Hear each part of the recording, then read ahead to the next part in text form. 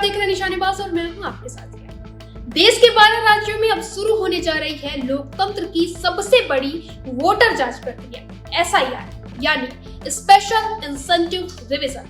आज रात से ही राज्यों की वोटर लिस्ट फ्रीज हो जाएगी और कल से शुरू होगा मतदाता सूची के पुनरीक्षण का काम। बिहार के बाद अब उत्तर प्रदेश, मध्य प्रदेश, राजस्थान, बंगाल और गुजरात जैसे बड़े राज्यों में यह प्रक्रिया शुरू हो रही है। मुख्य चुनाव आयुक्त ज्ञानेश कुमार का कहना है यह सिर्फ मतदाता सूची अपडेट नहीं बल्कि लोकतंत्र की रीढ़ को मजबूत करने की कवायद है। 21 साल बाद देश में फिर से होने जा रहा है यह सबसे बड़ा वोटर वेरिफिकेशन ड्राइव और इसका असर सीधे 2026 से लेकर 2028 तक होने वाले विधानसभा चुनावों तक दिखेगा। देखिए इस पर एक रिपोर्ट। देश में लोकतंत्र की जड़ें मजबूत करने की दिशा में चुनाव आयोग ने एक बड़ा कदम उठाया है। 21 साल बाद देश के 12 राज्यों में स्पेशल इंटेंसिव रिवीजन यानी SIR प्रक्रिया शुरू हो रही है, जिसका मकसद है मतदाता सूची को अपडेट करना, नए वोटरों को जोड़ना और फर्जी या डुप्लीकेट नाम हटाना।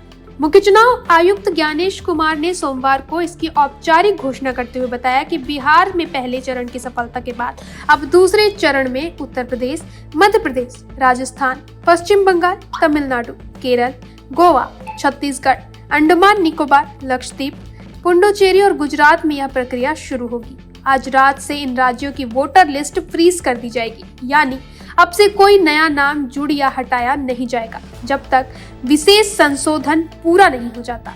ज्ञानेश कुमार के मुताबिक आखिरी बार ऐसा SIR साल 2003 से 2004 के बीच किया गया था और अब 21 साल बाद यह सबसे बड़ा मतदान पुनरीक्षण अभियान है। उन्होंने कहा कि लोकतंत्र की बुनियाद पारदर्शी वोटर लिस्ट है और यह जरूरी है कि हर योग्य मतदाता का नाम लिस्ट में हो और आयोग को बाहर रखा जाए। इस अभियान के दौरान BLO यानी बूथ लेवल अधिकारी हर घर जाएंगे और हर नागरिक को प्री फिल्ड फॉर्म देंगे ताकि वे अपने नाम और डिटेल्स की पुष्टि कर सकें। यह प्रक्रिया कल यानी 28 अक्टूबर से शुरू होकर 7 फरवरी तक चलेगी। दिलचस्प बात यह है कि बिहार में SIR बेहद सफल रहा, जहां एक भी शिकायत दर्ज नहीं हुई। इसी भरोसे के साथ आयोग अब दूसरे चरण में उतरा है, लेकिन बिहार में SIR के दौरान विवाद भी हुए। विपक्ष ने आरोप लगाया कि वोट चोरी हुई, कांग्रेस समर्थकों के नाम योजनाबद्ध तरीके से हटाए गए। वहीं राहुल गांधी ने इस पर प्रेस कॉन्फ्रेंस कर चुनाव आयोग पर भी गंभीर आरोप लगाए थे। उन्होंने कहा कि चुनाव आयोग लोकतंत्र को नष्ट करने वालों के साथ है, लेकिन आयोग ने सभी आरोपों को सिरे से नकारते हुए कहा कि कोई भी आम नागरिक ऑनलाइन वोट डिलीट नहीं कर सकता। वोट हटाने की प्रक्रिया कानूनी जांच और सुनवाई के बाद ही होती है।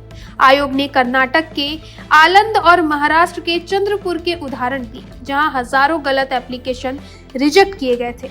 आयोग ने यह भी स्पष्ट किया कि SIR का मकसद किसी राजनीतिक दल को फायदा या नुकसान पहुंचाना नहीं, बल्कि फर्जी वोटरों, दोहरे नामों और विदेशी नागरिकों के अवैध पंजीकरण को खत्म करना है। आयोग के सूत्रों के अनुसार यह प्रक्रिया राष्ट्रीय सुरक्षा से भी जुड़ी है, क्योंकि कुछ राज्यों में बांग्लादेश और म्यांमार के अवैध प्रवासियों के नाम वोटर लिस्ट में शामिल पाए गए। वर्तमान में देश भर में 99 करोड़ से अधिक वोटर हैं, जबकि 2004 में यह संख्या लगभग 70 करोड़ थी, यानी 2 दशकों में करीब 30 करोड़ नए मतदाता जुड़े हैं। आयोग का दावा है कि अब हर नागरिक का वोट दर्ज होगा और एक व्यक्ति का नाम एक ही जगह रहेगा।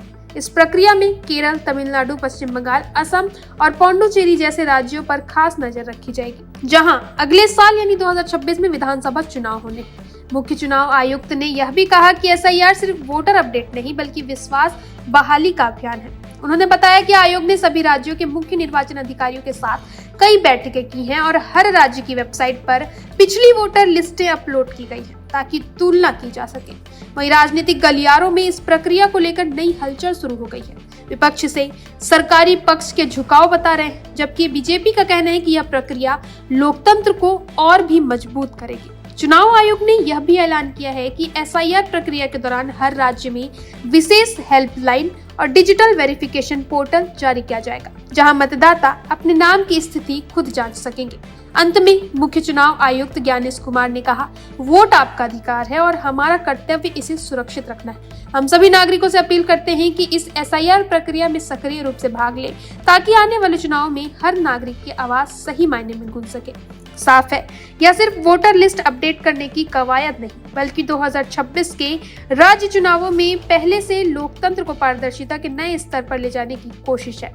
बिहार से शुरू हुई यह यात्रा अब देश भर में फैल रही है और आने वाले दिनों में तय होगा कि क्या एसआईआर से जनता का भरोसा वाकई चुनाव आयोग पर लौट पाता है या नहीं। तो अब तस्वीर साफ है, चुनाव आयोग ने 21 साल बाद फिर से लोकतंत्र की सबसे बड़ी वोटर जांच प्रक्रिया शुरू कर दी। 7 फरवरी तक चलेगी यह प्रक्रिया और उसके बाद जो लिस्ट बनेगी वही तय करेगी देश के हर राज्य का चुनाव भविष्य। अब देखना यह होगा कि राजनीतिक दल इस प्रक्रिया में कितना सहयोग करते हैं और मतदाता खुद कितनी सजगता से अपने अधिकार की रक्षा करते हैं। फिलहाल इतना ही, बने रहे निशानेबाज पर।